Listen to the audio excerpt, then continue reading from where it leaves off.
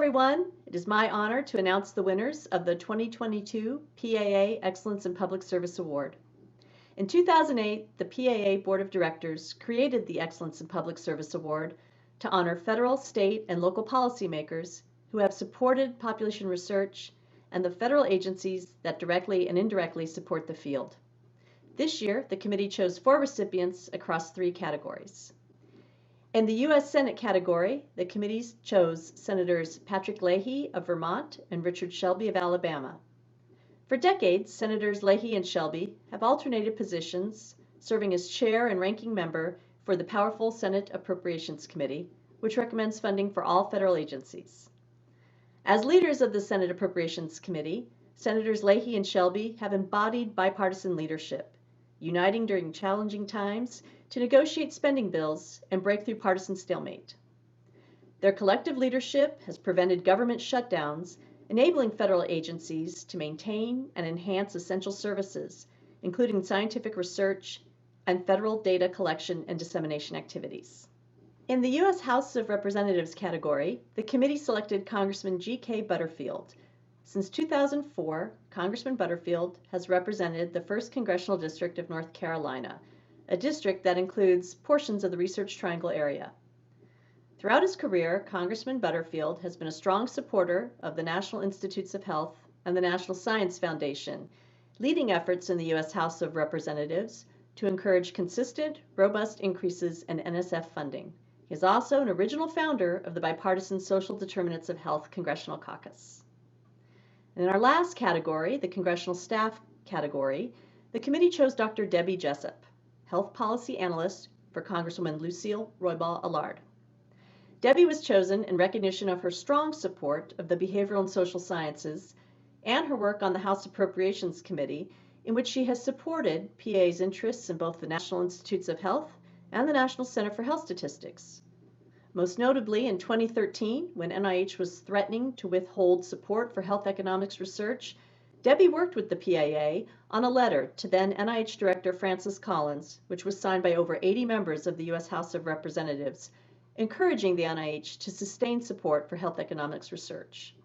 Congratulations to the 2022 PAA Excellence in Public Service Award winners.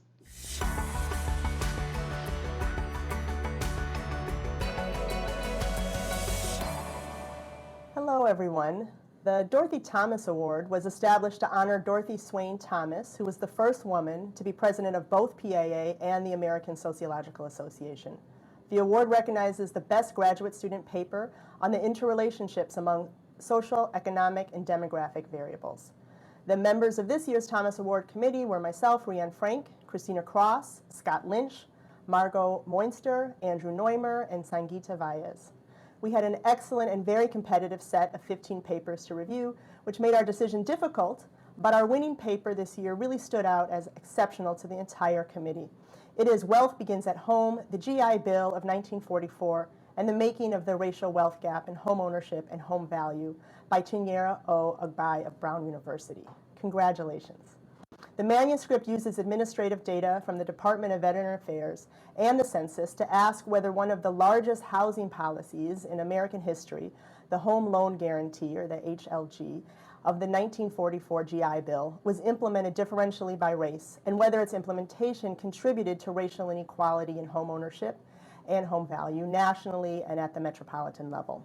Her rigorous analysis finds that while the policy had positive impacts for Black veterans who were able to access the HLG, their underrepresentation among loan recipients ultimately exacerbated racial inequality in home ownership and home value. As one of our reviewers wrote, this paper is a strong empirical and theoretical contribution to an important body of scholarship examining how race-neutral policies can produce racially disparate outcomes. Once published, I imagine this paper will be very well cited for years to come, and our committee could not agree more. Congratulations again, CHINYERE. Thank you, REANNE, for this really kind and generous introduction. And thank you to the Thomas Award Committee for your careful review of my paper. It's such an honor to be selected for this award. So in this paper, I sought to accomplish 2 goals. The first was to understand the extent of racial inequality in the distribution of the housing benefits of the 1944 GI Bill. And the second goal was to estimate the effect of this policy on racial inequality in home ownership and home value. I find that there was significant racial inequality in the distribution of these lucrative housing benefits, with white veterans being disproportionately more likely to receive them relative to Black veterans. But for the small number of Black veterans who were able to access these housing benefits under the GI Bill, the policy increased their home ownership and home value to the same extent, and in some cases even more so, than the policy increased housing wealth for white veterans. However, because Black veterans were underrepresented among the recipients of this policy, it ultimately exacerbated racial inequality in housing wealth at the population level. I hope that this paper adds to our understanding of what is owed Black Americans, and that it will contribute to our sense of the ways that policy has contributed to the racial wealth gap in different ways throughout American history. Finally, I want to thank God for my family and my wonderful advisor, Margot Jackson, and the other members of my dissertation committee, Emily Rosher and John Logan. I also want to thank other colleagues and friends who have provided crucial comments on multiple drafts, including Jacob Faber, Max Bespris, Anna Iser, Amanda Ball, Daniel Falzon, Laura Garbus, and Eva Zumbite. Finally, I want to thank the Sociology Department and the Population Studies and Training Center at Brown, as well as the Robert Wood Johnson Health Policy Research Scholars Program for supporting this work. Thank you so much.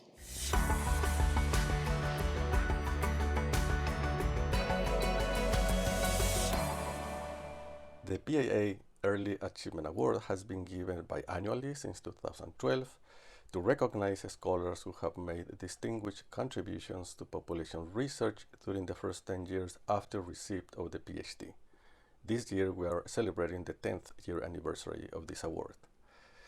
These contributions include original research published as articles or books, significant newly collected data, or a public policy achievement that broadens the impact of demography.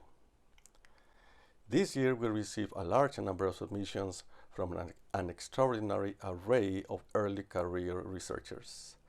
I want to thank their mentors, collaborators, and all of those who have supported these rising stars of population studies researchers for taking the time to submit letters of nomination and supporting materials of these nominees.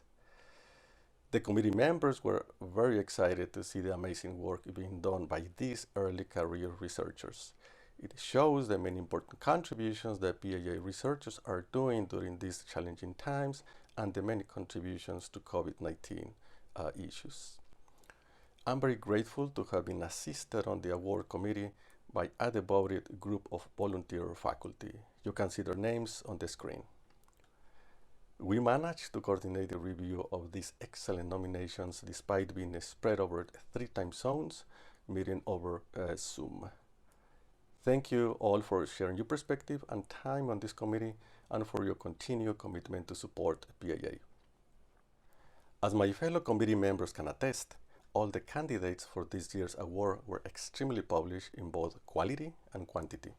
However, the award winner clearly stood out by making outstanding contributions according to each criteria in the award description, in addition to having over 40 peer-reviewed publications so far. This year's honoree has also been engaged in a new data collection and public dissemination of research findings that broaden the impact of demography. It is my honor to present Danny Schneider as the recipient of the 2022 PAA Early Achievement Award. Danny is Professor of Public Policy at the Harvard's Kennedy School of Government. In his research, Danny uses demographic methods to study family inequality, examining how economic inequality and insecurity shape marriage, fertility, parenting, and family life. Danny is also the principal investigator of the SHIFT project, a large-scale survey project that focuses on precarious working conditions and their consequences for worker health and well-being and for the intergenerational transmission of disadvantage. Danny's research has appeared in leading journals such as Demography, American Sociological Review, and the Proceedings of the National Academy of Sciences, among others. Danny's work has also been shared with labor regulators, city council members, state legislators, and congressional staff through research briefs and invited testimony around the country. Congratulations, Danny. Thank you, Professor Beltrán-Sánchez. I really appreciate the hard work that you and other committee members put into this selection process, and I'm incredibly grateful for this honor. I attended my first PAA meeting back in 2007 as a doctoral student at Princeton in OPR, and PAA has played such an important role in my career and my development as a demographer. It means a huge amount to me to receive this award 15 years later from an association and from colleagues who I respect so much. Thank you. I owe a debt to many mentors, collaborators, colleagues, and students for my career as a demographer, a sociologist, and a scholar of inequality, a career that I know I'm really lucky to love. Above all, though, I want to thank my wife, Laura, for her support and for our life together. And I want to say hello, Josephine and Jonathan, my two kids, if they've stumbled onto this video on YouTube. Professionally, let me first thank Scott Allard for telling me what demography was when I was an undergraduate at Brown, and for now 20 years of continued mentorship and friendship. I was also very fortunate to work early on as an RA with Peter Tufano, and for many years thereafter on household economic insecurity after I graduated from Brown.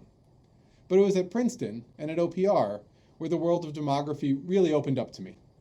I found Princeton sociology and OPR to be tremendously exciting places, and I received excellent training from Tom Espenshade and Josh Goldstein in demographic methods. But most of all, I was really lucky to have Sarah McClanahan as my advisor. Sarah's vibrant and inspired leadership of the Fragile Families Study inspired my work. Her dedication to mentorship launched my research, and her welcoming nature introduced me to a lifelong community of friends and co-authors in demography. As if Sarah's guidance wasn't enough, I was incredibly lucky to have the mentorship and inspiration of my other committee members, Diva Pager and Viviana Zelzer. For so many reasons, I wish that Diva and Sarah were with us today. 8 years at Berkeley as a postdoc, and then as an assistant professor, introduced me to a whole other world of demography in the Berkeley Population Center and Department of Demography. I feel really lucky to have spent those years in the Brown Bag Seminar and at departmental teas, and in conversations with colleagues in demography, in sociology, in public health, public policy, and at the Institute for Research on Labor and Employment. Berkeley was the launching pad for the greatest joy of my academic work so far, working in partnership with Kristen Harknett to create the SHIFT project. In this work, Kristen and I have been able to bring new data to bear to understand the effects of precarious employment conditions on workers and their families. We're so lucky now to continue this work here at the Harvard Kennedy School with a fantastic team on the SHIFT project. Thank you, Kristen, for this work together. We've also been fortunate to work with dozens of incredibly talented students at UCSF, at Berkeley, and at Harvard, and that's really been the high point of my work to date. It's wonderful that many of you continue to be, as we all are, PAA people.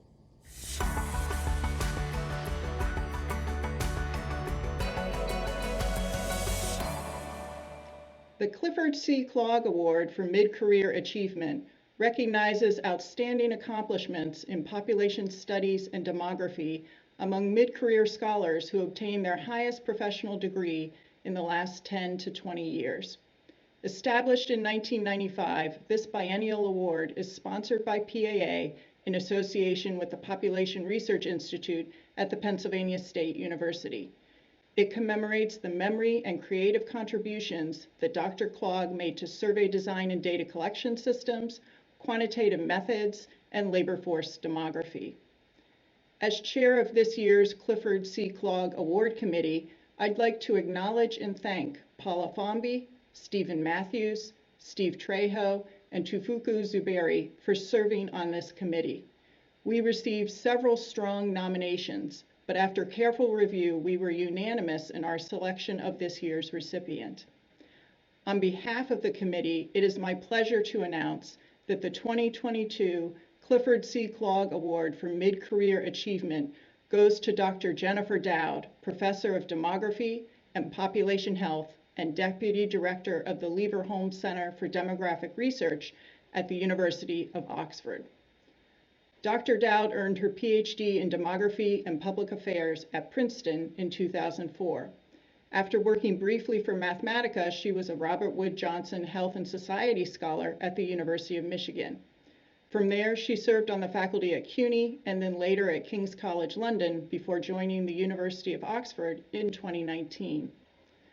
Dr. Dowd's transformative scholarly agenda bridges disciplinary boundaries to elucidate the intersections between social and biological factors in population health.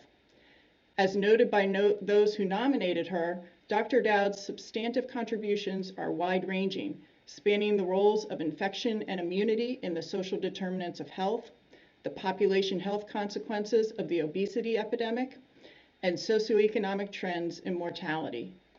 A prolific scholar with nearly 100 publications, her work appears in leading journals and has been cited more than 7,000 times.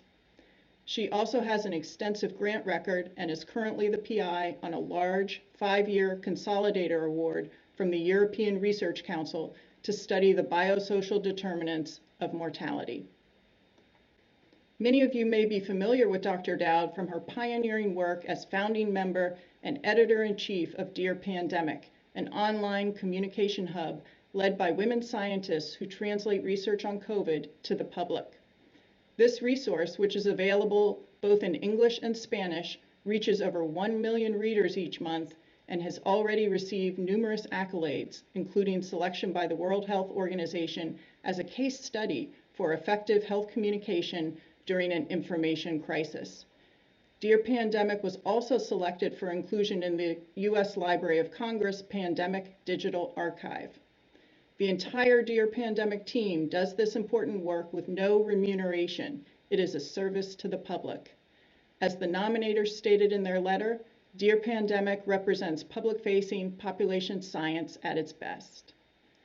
Dr. Dowd is an active member of PAA. She currently serves on the board of directors and the finance committee.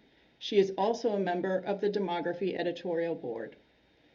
An exceptional mid-career scholar whose innovative research is advancing population science, Dr. Dowd's work not only reaches a wide scholarly audience that spans multiple disciplines, but also a public eager to learn more about the science behind the pandemic. I am delighted to present the Clifford C. Clogg Award for Mid-Career Achievement to Dr. Jen Dowd. Please join me in congratulating her. Thank you, Susan and the committee. This award means so much to me coming from PAA. It also means a lot after 2 very intense years professionally during the pandemic. From the early days of the pandemic, I was struck by the importance of population science for understanding such a complex human crisis that truly spanned biology and society. And so I've never been more grateful for PAA and the discipline of demography for creating not just a safe, but an encouraging space for scholars to take chances. Scholars who might have been seen as unconventional in other disciplines.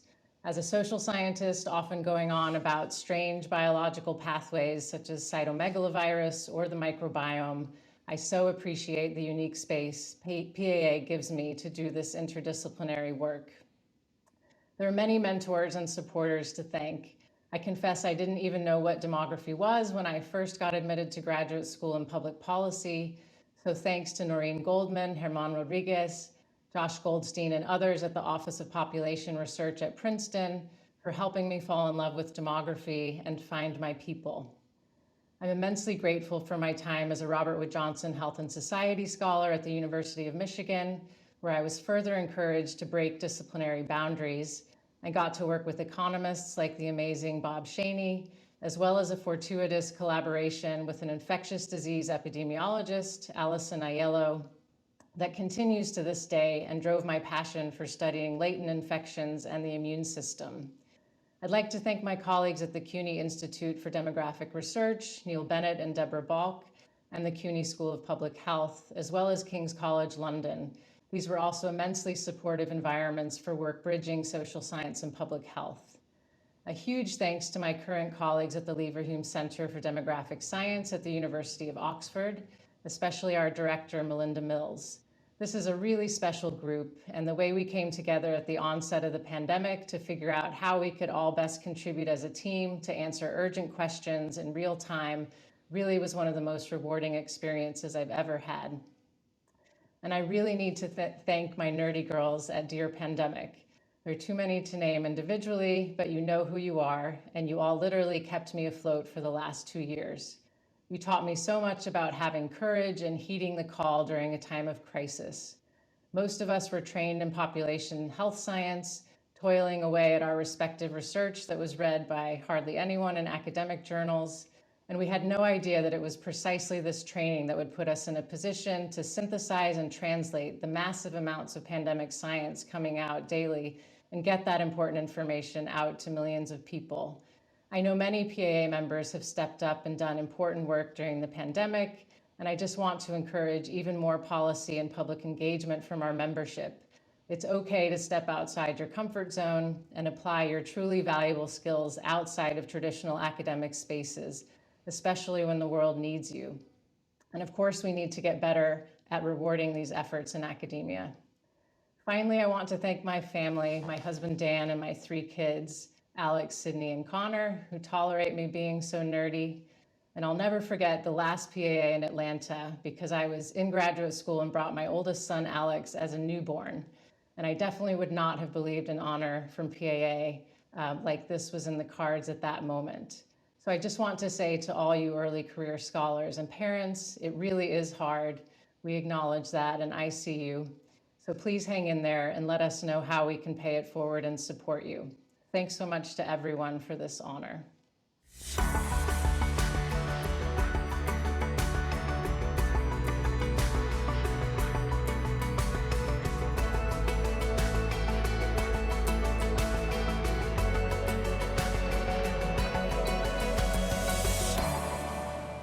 The Mindel-Sheps Award is jointly sponsored by the PAA and by the University of North Carolina School of Public Health. Named in honor of pioneering biostatistician and demographer Mindel C. Sheps, this award is given every other year in recognition of outstanding contributions to mathematical demography or demographic methodology. Individuals may be nominated on the basis of important contributions to knowledge, either for a single contribution or for a continuing record of high accomplishment. I'm delighted to announce that the 2022 Sheps Award recipient is Adrian Raftery, Professor of Statistics and Sociology at the University of Washington. Professor Raftery is an exceptionally creative and prolific scholar who's made invaluable contributions to demographic methods and to demographic practice. He's an elected member of the U.S. National Academy of Sciences, an honorary member of the Royal Irish Academy, a fellow of the American Statistical Association, and a fellow of the Institute of Mathematical Statistics. He was the world's most cited researcher in mathematics over the decade from 1995 to 2005. Professor Raftery led many of the advances in Bayesian statistics and probabilistic methods that have enriched the scope and capabilities of demographic research over the last 20 years. His innovations have expanded our ability to combine disparate data sources, to use partial or defective data, and to communicate uncertainty about forecasts and estimates. His many achievements and contributions are too numerous to catalog, but I'll briefly highlight one of the most recent and most important. Since 2004, Professor Raftery has been a major contributor to the UN Population Division's demographic estimates and forecasts. With his guidance and help, the UN has adopted probabilistic population projection methods for its World Population Prospects reports. These have become a gold standard for statistical practice. The new methods have enhanced scientific relevance of the division's output, allowed coherent use of multiple data inputs, enabled better assessment of forecast uncertainty, and improved reproducibility by making the entire process more transparent. This effort, inspired largely by Professor Raftery, has been a major achievement for demographic practice. It's typical of Adrian's work: innovative, elegant, accessible, and designed to address important practical problems. Professor Raftery has also been a teacher and mentor, supervising more than 30 PhD students since arriving at the University of Washington in 1990. Many of his students have gone on to themselves become leaders and innovators in demographic methods. In recognition of his many contributions to demographic methods and his outstanding body of scientific work, we are extremely pleased to present Professor Adrian Raftery with the 2022 Mindel-Sheps Award. Congratulations, Adrian. Thanks very much indeed, Carl. This is a terrific honour and I'm extremely happy to accept it. Carl has made it clear that this is for contributions to Bayesian demography, and of course I'm very proud of these contributions over the past 15 years. However, as scientists, of course, we know that advances are made not by individuals but by groups of people, and as social scientists we know that they also depend critically on institutions. And I would like to acknowledge a few institutions and people that have been very important in this work. First, the University of Washington, which has provided an amazing environment to do research, especially the statistics and sociology departments that I belong to. I'd like to thank every member of our population projections group, and in fact I'm accepting this on their behalf. Firstly, Hanna Shevchikova, who's been the senior research scientist for many years, an amazing collaborator and partner who, among many other things, has produced the BasePop software that is really the engine that both implements and drives this research. The successive PhD alumni who've done so much of the work, Leontine Alkema, Mark Weldon, Bailey Fosdick, John Azos, Yicheng Li, and Peran Liu. And also faculty collaborators Sam Clark and Sarah Kern. The second institution I'd like to acknowledge is the United Nations Population Division, which is an extraordinary organization whose members combine scientific and technical expertise with a passion to make the world a better place in a way that I find terrifically inspiring. I'd like to particularly thank Patrick Jalon, who has really led this effort, without whom it would never have happened, Thomas Buttner, who initiated the project, and the sustained vision and supportive leadership by Hanya Zlotnik and John Wilmoth. The third institution I'd like to mention is the NICHD Population Dynamics Branch, who've provided sustained support for this work over 16 years now. And this is not just financial support, but also moral support. I'd like to thank my program officers, Mike Spittle, Susan Newcomer, and Regina Burris, and also the successive branch chiefs, Christine Backrack and Rebecca Clark, who've been terrifically supportive. And finally, I'd like to acknowledge the demographic profession as a whole on PAA, which I think achieves that crucial but elusive balance between collegiality and supportiveness on one hand, and the emulation and maybe competition needed to advance in research on the other, better than any other field of science I know of. We stand on the shoulders of giants, and I'd like to acknowledge a few of these influences as well.